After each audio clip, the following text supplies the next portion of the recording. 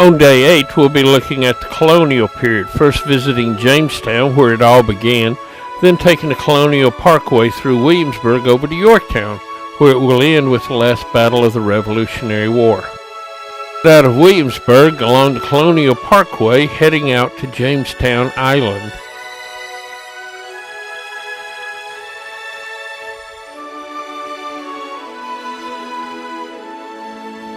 On Jamestown Island, we'll be looking at two different things. First, the historical Jamestown, which is where the archaeological park is, and then we'll come back to Jamestown Settlement, which is a kind of a tourist attraction, recreating what the area might have looked like.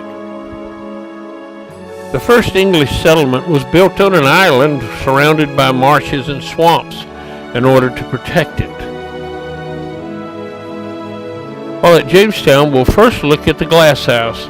We'll not be able to go on the island road because of the bad road that's there, but we'll go park and visit the visitor center, then go to the original fort, go to the Archaearium, and then eventually to Newtown, where they expanded to. The Glass House is the recreation of a structure that was here in 1607, and they're still blowing glass there today.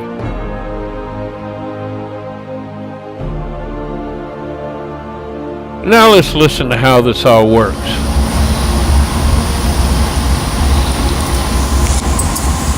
Working on some ornaments this morning.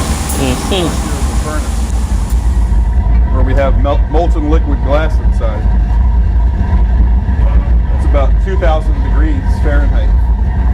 So I reach in there and I gather glass out by dipping the blowpipe into the furnace and spinning the pipe. The glass kind of wraps up around and this pair of metal tongs we call jacks to elongate a neck for this piece. And then I can use another one of those wet cherry wood paddles to flatten the base. So we take it back to this called a glory hole, which is a reheating chamber that's just got really hot fire in it. I'll use those jacks once again to stretch open the top.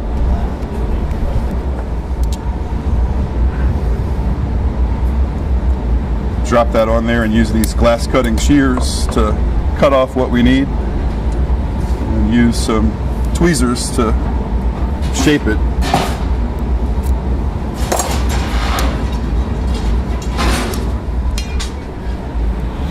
And take it to the annealing oven where it's going to sit and cool down real slow all night long tonight.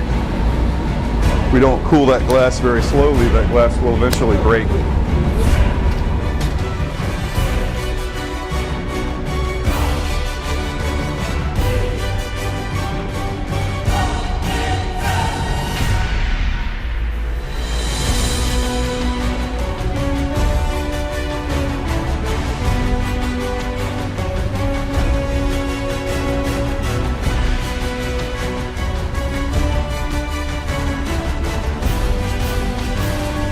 Now we'll drive further out onto the island. To our right is the James River, and to our left is the swamps and marshes. The first place we'll visit is the Visitor Center. Here we'll be able to buy our tickets and to tour the small museum that they have there. On December 1606, 104 men and 39 crew left England and in a roundabout route took 4 months to get to the Chesapeake Bay, where they arrived on April 1607. After sighting land, they moved in closer and anchored. Soon they were coming ashore and claiming this land for England. They immediately started unloading and building a fort. But they were not the first ones here. The Powhatan Indians are watching what they're doing, and they had many different villages scattered throughout this area.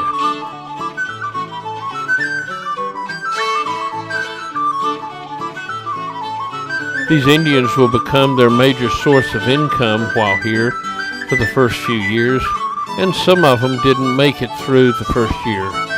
Let's walk out and see the old fort.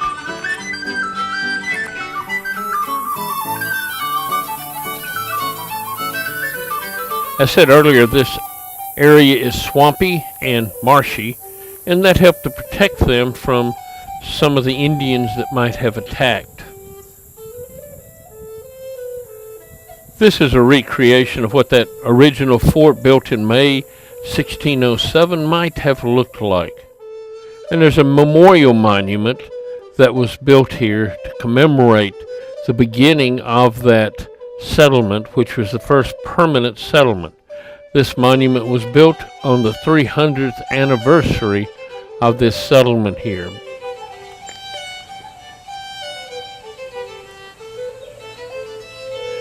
One of the most famous people to inhabit this area is Pocahontas. She was born about 1595 and converted to Christianity in 1613, about 18 years old. And then at 19, she married John Rolfe and went to England in 1616, 2 years later. She probably looked more like this than some of our more contemporary drawings. Many people thought that the old forts had been washed into the James River, but archaeological excavation showed in 1994 that much of it was still here, and we're going to look at a lot of that. It was a triangular fort with bulwarks in each corner. We're going to look at the blacksmith shop, the Counselor's Row, the John Smith statue, go over to the quarter where they're still excavating and see the church, and then head over to the barracks. This much of the walls had been washed into the James River and will not be able to be found. First, the blacksmith shop and bakery. This area was first used as a blacksmith shop and later became a bakery when 2 ovens were installed. It was a fairly small building. And now we come to the Counselor's Row. Counselor's Row was a large 2-story building that was used for housing, and part of it covered an original cemetery that was here of some of the earliest to die. Then we come to John Smith's statue, which was built in 1900. Many say he was arrogant and boastful, but he was a very capable leader and led the colony for several years. Next we have a look around the Palisades. They were built in 19 days in the very early settlement because there was an attack by the Indians. And I'm standing in that open area that was washed into the James River. They were built by sticking logs in a trench, and as you can see they weren't very tight, and this is that area that was washed into the James River, and you can see it here on the left. Only about 30% of the area has actually been excavated at this time. If you're there when they're excavating, you might be able to see what they just discovered. Over 150,000 artifacts have been found. Mud and stud is the way they were building the walls. They'd plaster over sticks that had been stuck in the ground. 4 churches have been built on this spot, and this tower is actually from the last one. Each church would burn down and they would have to build a new one. And this is the barracks. They'd build a frame and then they would plaster over it with mud to give it the finish they needed, with a fireplace in the middle. The original fort was here, but as people continued to come, it expanded into what they call the new town. Tobacco was one of their major crops, and many people came seeking their fortune here in this land. So many people came that Newtown, to the east of Jamestown, continued to expand, and in 13 years had grown to be a fairly sizable community. Let's take a look around this community. And it's one of the more stately homes here was Mary Hartwell's house that had 2 stories and about a dozen rooms. Then we come to Swanson's Tavern, which was built in 1670s and was owned by one of the more wealthy people. Running down through the middle of Newtown is the Great Road. It headed inland and eventually came to Williamsburg. It was used for almost 100 years before it was abandoned, and it might look something like this. Ambler's Mansion ruins are quite impressive for the brick structures that they had here. It was a fairly large, sturdily built building. Next, in 1662, they started building row houses, which were apartment buildings. They were used until 1699, when the capital was moved to Williamsburg and abandoning this area. Lastly, we'll look at the Archaearium. a modern museum built over the foundations of the old State House and used to house over 150,000 artifacts that they have found during the archaeological excavations here. Even recreated faces and weapons that would have been used here, and industry and all sorts of other artifacts you can see here.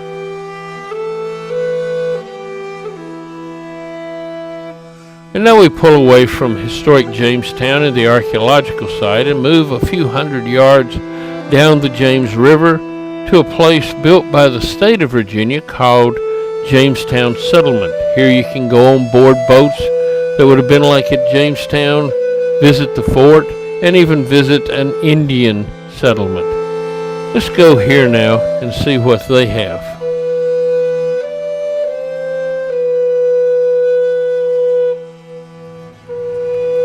This is going to be a real interesting place because in 1968, my family visited here, and these are some of the old pictures we took, and it looks a lot the same as it does today.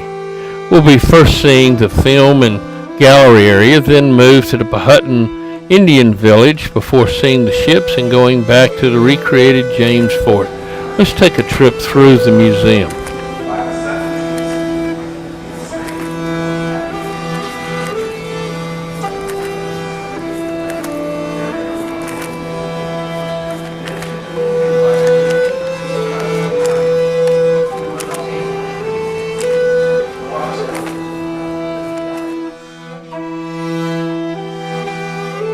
And now it's time to go out and explore Powhatan Village. They were hunters and gatherers, fishermen and farmers. They played games in their villages and cooked here and made their clothes out of skins. They ground corn, and their houses were made of saplings bent over and covered with reed mats, as you see here.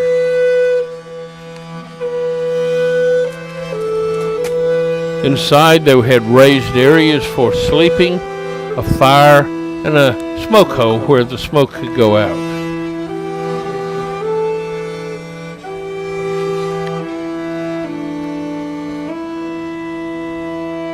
Usually a family consisting of a mother and father and children lived in each one of these huts, and sometimes more than one family lived in them.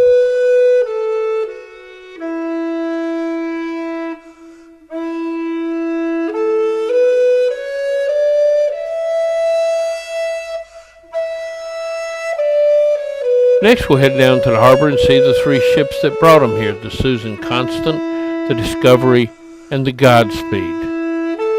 These ships are made as recreation of those ships, and yes, they do sail. They were brought here under sail from their construction yards. The first ship we come to is the Susan Constant. It was 116 feet long and the longest of the ships, and had to have almost 12 feet of water to sail in. It carried 54 passengers and 17 crew, and as soon as they unloaded, they returned to England to get more supplies. As you can see here, they had a brick cooking area to keep the fires down. Next, we come to the smallest of the three ships, the Discovery.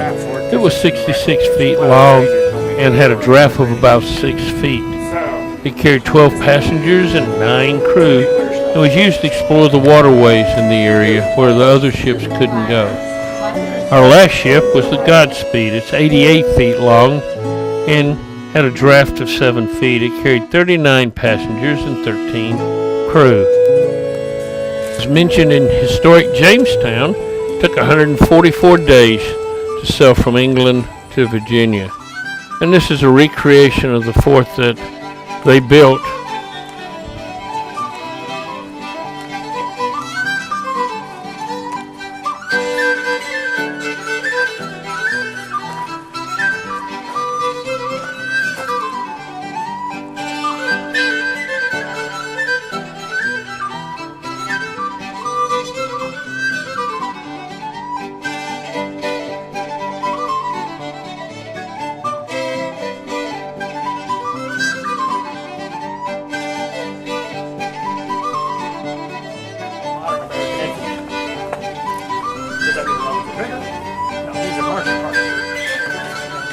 We saw the framework of the barracks at the historic Jamestown, and this is what it would look like finished out.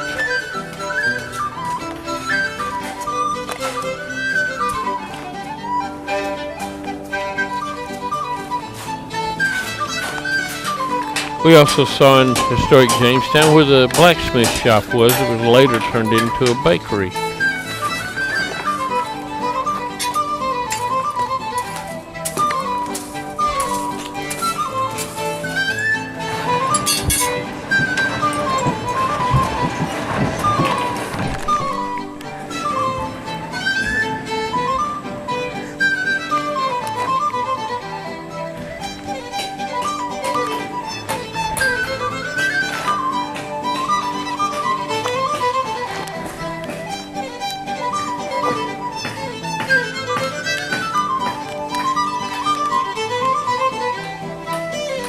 And then back over to the soldiers' barracks.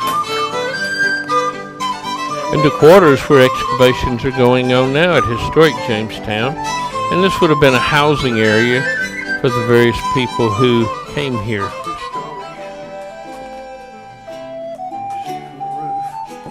Here's the steps up.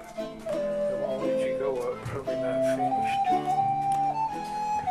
And this would have been their dining room.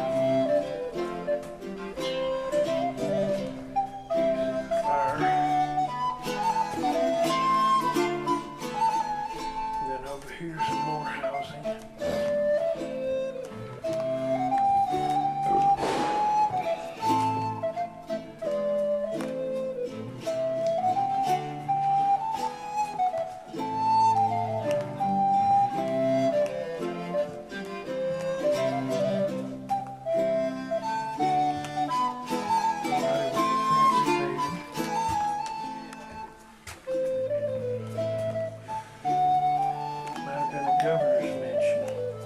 There are many people here who are like in Williamsburg, act out their parts so people can understand what it would have been like to live in an area like Jamestown settlement. And here we come to the merchant. Guys, want one movie? Hot in here. It is a little bit, yep. How are you today? I'm good. Yourself? Doing pretty well. You having a good merchant's time? Yeah. Now, the key merchant is not so much selling things as he is keeping track of the goods. He's more accurately more like a quartermaster. So he's keeping track of all the goods that are coming off the supply ships, storing it, rationing it to the men, and also he's in charge of all the trade that goes on between the English and the Powhatan. Okay. We have a display here of sorts of things we are offering to the Powhatan, and a display of sorts of things we are hoping to get to make money back in England. That's what this place is all about. It's a commercial enterprise. Never made anything. Well, eventually it will. Down the road, it didn't make any money at first. Wait until you get to tobacco. That's right. That's going to make the difference. That's going to make the money. That's going to make the money. But let's face it, the first few years of this place, it was a boondoggle. Oh, the first few years of this place, it was a death trap. That's exactly right, it was. We find more barracks for the soldiers and their armor hanging up.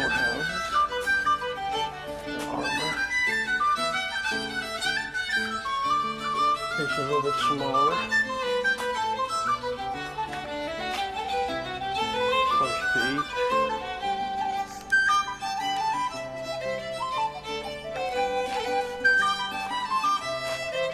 In the storehouse, we can see how barrels and other containers were used to keep things dry as they were brought in from the ship. And this is also where they would have stored things to send back to England, especially the tobacco drying. Let's watch one of their weapons being fired. Because it touches off the gunpowder, I just rammed at the bottom of the barrel. And that controlled explosion with a large quantity of gunpowder in a very small area. All right, here we go once more time. If you want to cover your ears, now would be a good time. Freeze at your piece. Dib. Look. Next, we head into a reconstruction of the church.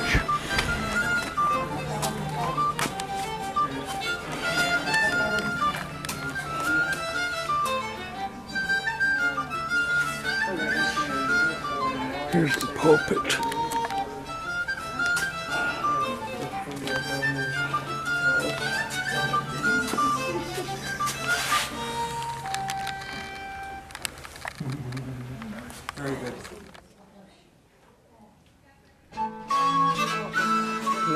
preach a fiery sermon.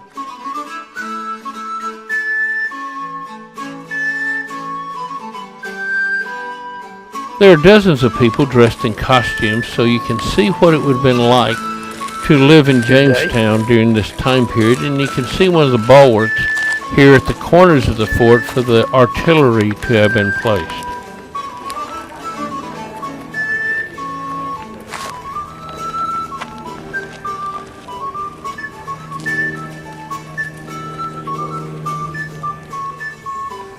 And now as we leave the fort, it's time to head on down the Colonial Parkway to the battlefield at Yorktown. We'll be leaving Jamestown, going to the settlement, then taking the Colonial Parkway through Williamsburg and on over to the Yorktown battlefield area.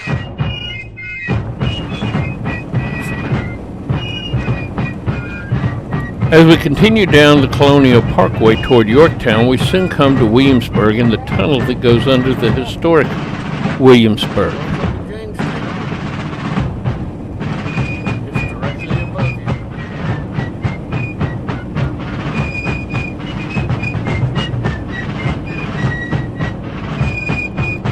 Soon we're out driving along the Chesapeake Bay before arriving at Yorktown.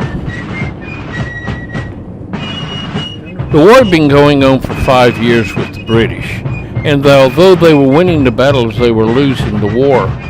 So a new strategy was made. They moved their army southward, hoping that the Southerners would be more able to join with the British. But strategy didn't work very well, and the Carolinas continued their revolt.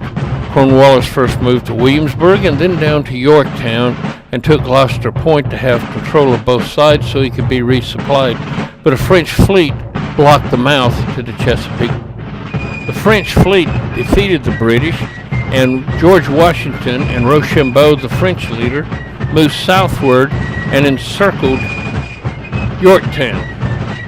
By October the 9th, they had built the first grand batteries and they were firing on Yorktown. Then they moved to Redoubt 9 and 10, attacked them, and formed a new line on October the 16th. Within 2 days, Cornwallis realized that he had an untenable position and surrendered. We will look at several areas while here. First the Visitor Center, then Yorktown, before going to Redoubts 9 and 10, Morehouse, place where they surrendered, go back to Washington's headquarters, and then head back to the Parkway and head to Williamsburg. Cornwallis had hoped that Yorktown, a small village on the Chesapeake Bay, would be a good place to stay until he could be reinforced. And it probably looks something like this in the time that we are talking about.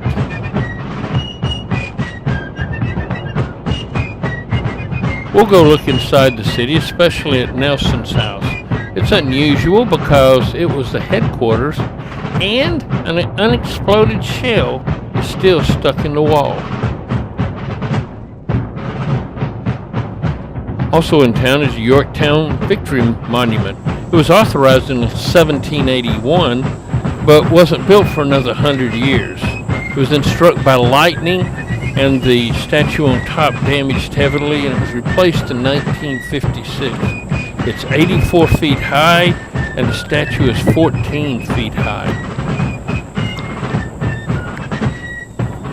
Out there is where Cornwallis had hoped to see a British fleet instead of a French fleet. And now we go to Slabtown. This is the burial place of the African American soldiers who fought here. Washington's arrival was a complete surprise to Cornwallis. After setting up his headquarters, he started immediately building siege trenches and artillery emplacements and building up his supplies in the rear. One of the most important pieces of equipment is going to be the artillery for both the French and Americans and the British. The British had more artillery pieces, but they didn't have large bombardment pieces like these mortars the Americans and French had, so they were at a disadvantage. It usually took a crew of 6 people to fire the field guns that the British had, and they were mainly used against infantry. There are many different types of artillery used during the siege. The British mainly had field pieces, although they had many of these, but they were basically used against infantry. They couldn't blow holes into earthworks like the American and French forces could with their various weapons. The Americans and French had mortars that could shoot up in the air in a large arch that would come down behind the earthworks, killing anybody behind them. They also had what were called howitzers that were basically mortars on wheels that could blow holes in the earthworks. And they lastly had naval guns, which were the most powerful weapons on the battlefield. Now we move to Redoubt 10, which was a fortification out in front of the British fort. This is it on the right here as it was reconstructed. And it was attacked by the infantry, and once taken put the forces so close to Yorktown that Cornwallis realized there was no hope of anything but surrender. We next drive through the wooded area where many of the units would have been housed and storage places would have been, to the Moore House. This is the place where they met to discuss surrender terms. The surrender terms were not very good for the British because the Americans wanted them to be humiliated. And this is the room at the Moore House where they finally signed the surrender document.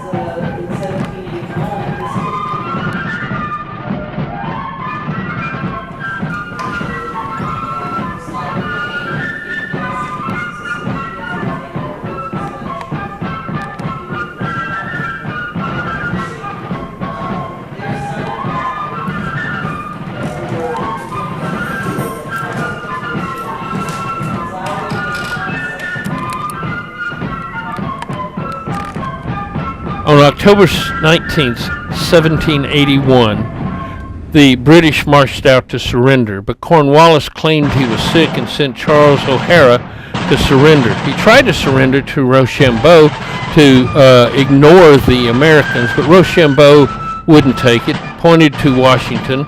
Washington wouldn't take it and sent him to his second-in-command, Benjamin Lincoln.